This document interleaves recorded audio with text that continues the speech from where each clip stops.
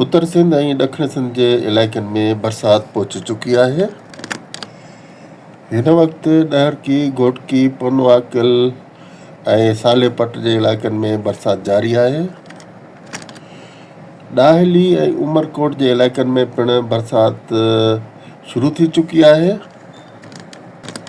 उत्तर बलोचिस्तान जे कुझु इलाइक़नि में बरसाती ककर तयारु थी चुकिया आहिनि ऐं वसी रहिया आहिनि।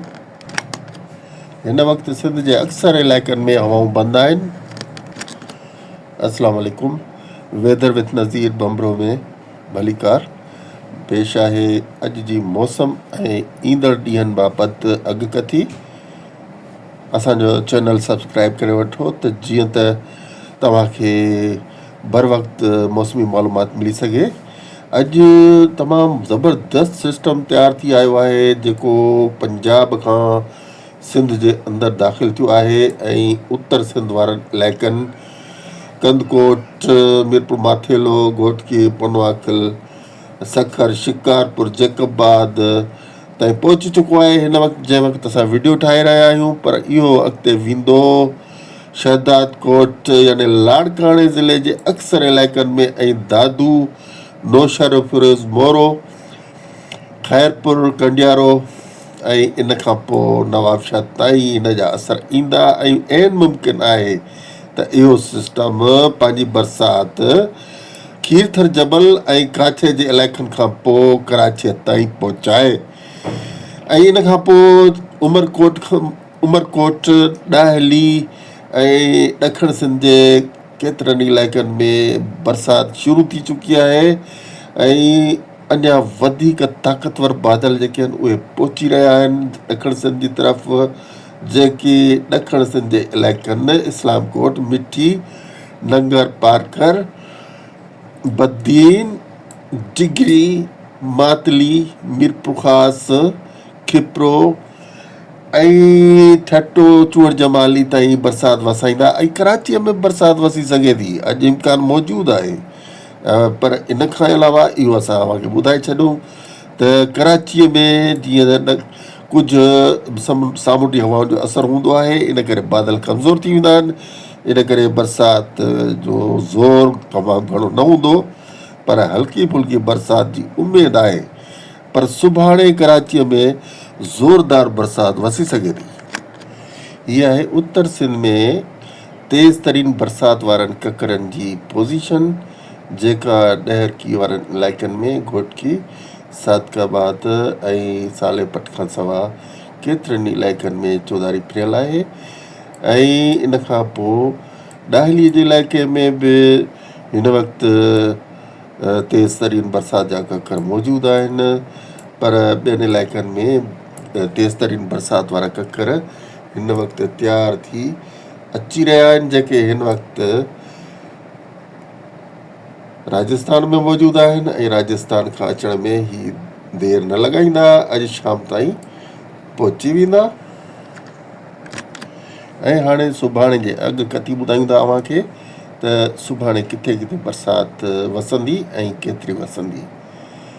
सुभाणे यानी 27 जून ते उत्तर सिंध में शिकारपुर, कंदकोट, ओबाड़ो, पनवाकिल, सालेपट, चूंडको, ख़ैरपुर, शहदाद कोट, लाड़काणो, मेहड़, हिंगोरजा, भिरिया, नौशहर, फिरोज़, दादू, नवाबशाह में तेज़ तरीन बरसाति वसंदी ऐं नवाबशाह खां हेठि वारा इलाइक़ा टंडो आदम, शहदादपुर, खिपरो, सांगड़, मीरपुर ख़ास ऐं हैदराबाद में बि बरसाति वसंदी, पर तमामु तेज़ न हूंदी। इन खां अलावा जेके ॿिया इलाइक़ा आहिनि उमरकोट, छाछरो, मिठी, इस्लामकोट, नंगर, पारकर ऐं बद्दीन जा इलाइक़ा ऐं डिगरी, मातली, जूडो जा इलाइक़ा, इन्हनि में तमामु तेज़ बरसाति वसंदी। हीअ सुभाणे जी ॻाल्हि था ॿुधायूं असां तव्हांखे 27 जून जी। इन खां अलावा जेका बरसाति वसंदी उहा चूड़ जमाली, ठट्टो, गारो ऐं सिजावल, नूरियाबाद ऐं काछे जा इलाइक़ा ऐं इन सां गॾोगॾु कराचीअ में बि वसंदी ऐं कराचीअ में जेका सुभाणे बरसाति वसंदी उनजी अव्हांखे असां कंफर्मेशन था ॾियूं त सुभाणे जेका बरसाति वसंदी उहा कराचीअ में बि तमामु घणी तेज़ न हूंदी, पर सुठी भली बरसाति हूंदी जंहिंसां गर्मीअ ते सुठो असरु पवंदो, यानी गर्मी घटिजी वेंदी। ऐं हाणे राजस्थान ऐं गुजरात बाबति अहवाल। त राजस्थान में बरसाति जारी आहे जेका राति ताईं वसंदी, ऐं गुजरात में बरसाति तेज़ वारी पहुचण वारी आहे। हिन वक़्तु अहमदाबाद वारनि इलाइक़नि में तेज़ तरीन बरसाति जा बादल पहुचनि पिया, ऐं राजस्थान में जैसलमेर जे इलाइक़नि में ज़बरदस्त बरसाति जा बादल बरसाति वसाए रहिया आहिनि। हीअ आहे ॾखिण एशिया में बादलनि जी सूरत हाल।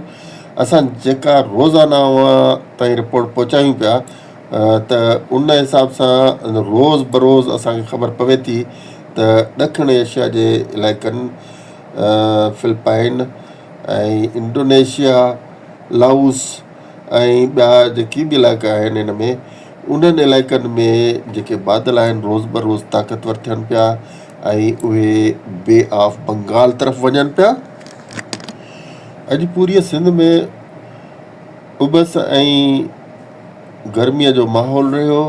हवाउनि बंदि हुजण जे करे तमामु घणी घुट हुई, ऐं उत्तर सिंध में एवरेज टेम्परेचर 46 डिग्री सेंटीग्रेड, विचोले सिंध में 42 डिग्री सेंटीग्रेड, ॾखिण सिंध जे इलाइक़नि में थरपारकर वारा इलाइक़ा बदीन जे इलाइक़नि में 38 डिग्री सेंटीग्रेड, ऐं कराचीअ में 35 डिग्री सेंटीग्रेड ताईं टेम्परेचर रहियो।